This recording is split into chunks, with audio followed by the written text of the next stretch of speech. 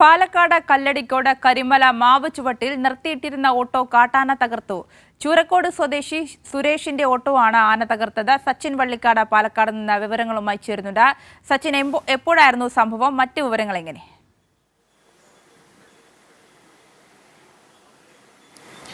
ആര്യ, ഇന്നലെ രാത്രിയോടുകൂടിയാണ് പാലക്കാട് ചൂരക്കോട് സ്വദേശിയായിട്ടുള്ള സുരേഷിൻ്റെ ഓട്ടോ കാട്ടാന തകർത്തത്. അതായത് ഈ മേഖലയിൽ കഴിഞ്ഞ ദിവസങ്ങളിൽ തന്നെ കാട്ടാനയുടെ ശല്യം ഉണ്ടായിരുന്നതായി വനംവകുപ്പ് സ്ഥിരീകരിച്ചിരുന്നു. മീൻവല്ലം വെള്ളച്ചാട്ടത്തോട് ചേർന്നിരിക്കുന്ന ഒരു പ്രദേശം കൂടിയാണ് ഈ പ്രദേശം.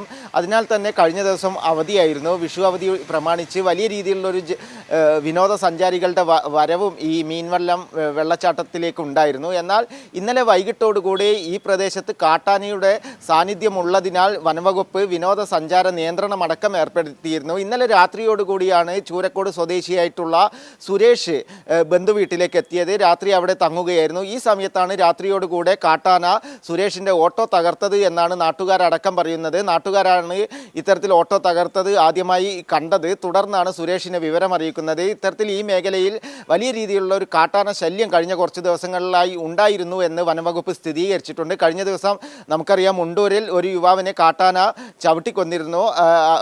മുണ്ടൂരിൽ അമ്മയ്ക്കും മകനുമായിരുന്നു ഇത്തരത്തിൽ കാട്ടാനയുടെ ആക്രമണം ഉണ്ടായത്.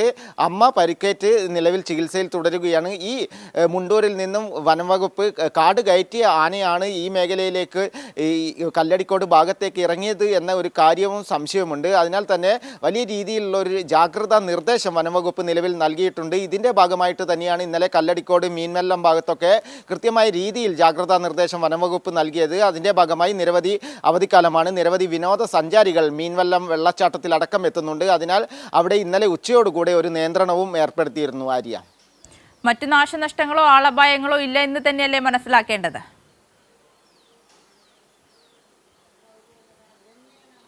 തീർച്ചയായും ആര്യ, വേറെ മറ്റ് പ്രശ്നങ്ങളൊന്നും ഉണ്ടായിട്ടില്ല. കാരണം റോഡരികിൽ, അതായത് ഈ വനമേഖലയോട് ചേർന്ന പ്രദേശമാണ്.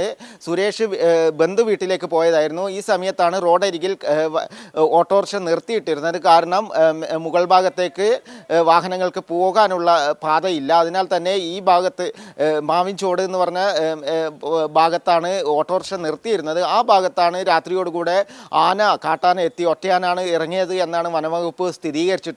ആ ആനയാണ് ഓട്ടോറിക്ഷ തകർത്തത്. അതിനാൽ തന്നെ ആളപായം ഒന്നുമില്ല. നിലവിൽ ഓട്ടോറിക്ഷ നിർത്തിയിട്ടിരുന്നതിനാൽ വലിയൊരു അപകടത്തിൽ നിന്നാണ് രക്ഷപ്പെട്ടത്. അതിനാൽ തന്നെ ഈ മേഖലയിൽ കൃത്യമായ ഒരു ജാഗ്രതാ നിർദ്ദേശം വനംവകുപ്പ് നിലവിൽ നൽകിയിട്ടുണ്ട്. കാരണം കഴിഞ്ഞ കുറച്ച് ദിവസങ്ങളിലായി കാട്ടാനകളുടെ ശല്യം ഈ മേഖലയിലുണ്ട്. അതിനാൽ തന്നെ ഈ മീൻവല്ലം വെള്ളച്ചാട്ടം അടക്കമുള്ള പ്രദേശത്തേക്ക് നിരവധി വിനോദസഞ്ചാരികൾ അവധിക്കാലമായതിനാൽ എത്തുന്നുണ്ട്. അതിനാൽ തന്നെ കൃത്യമായ ഒരു ജാഗ്രതാ നിർദ്ദേശം വനംവകുപ്പ് നൽകിയിട്ടുണ്ട്. അതിൻ്റെ ഭാഗമായിട്ടാണ് ഇന്നലെ വിഷുവാണ്. വിഷുവിന് നിരവധി പേരാണ് ഈ മീൻവല്ലം വെള്ളച്ചാട്ടത്തിലേക്ക് എത്തിയിരുന്നത്. എന്നാൽ വൈകിട്ടോടുകൂടി അവിടെ നിയന്ത്രണം ഏർപ്പെടുത്തിയിരിക്കുകയായിരുന്നു. കാരണം കാട്ടാനകൾ ഇറങ്ങിയതിൻ്റെ ദൃശ്യങ്ങളടക്കം വിനോദസഞ്ചാരികൾ ഫോണിൽ പകർത്തിയിരുന്നു. അതിനാൽ തന്നെ കഴിഞ്ഞ ദിവസങ്ങളിലും വനംവകുപ്പ് നിർദ്ദേശം നൽകിയതിനാൽ പിന്നെ കർശനമായ നിർദ്ദേശം അവിടെ വിനോദസഞ്ചാരികൾക്ക് വനംവകുപ്പ് നൽകുകയായിരുന്നു. അതിൻ്റെ ഭാഗമായിട്ട് വൈകിട്ടോടുകൂടെ വിനോദസഞ്ചാരികളെ ഈ മീൻവല്ലം വെള്ളച്ചാട്ടത്തിലേക്ക് പ്രവേശിപ്പിച്ചില്ല.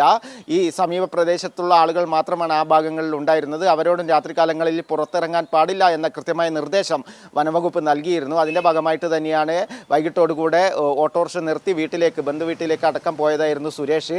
രാത്രി 8 മണിയോടുകൂടെയാണ് ഇത്തരത്തിലൊരു ആക്രമണം ഉണ്ടായത് എന്നാണ് പ്രദേശവാസികളടക്കം അറിയിച്ചിട്ടുള്ളത്. നിലവിൽ ഓട്ടോറിക്ഷ പൂർണ്ണമായും തകർന്നിട്ടുണ്ട്. ആര്യ, ശരി. സച്ചിൻ വള്ളിക്കാടാണ് വിവരങ്ങൾ നൽകിയത്.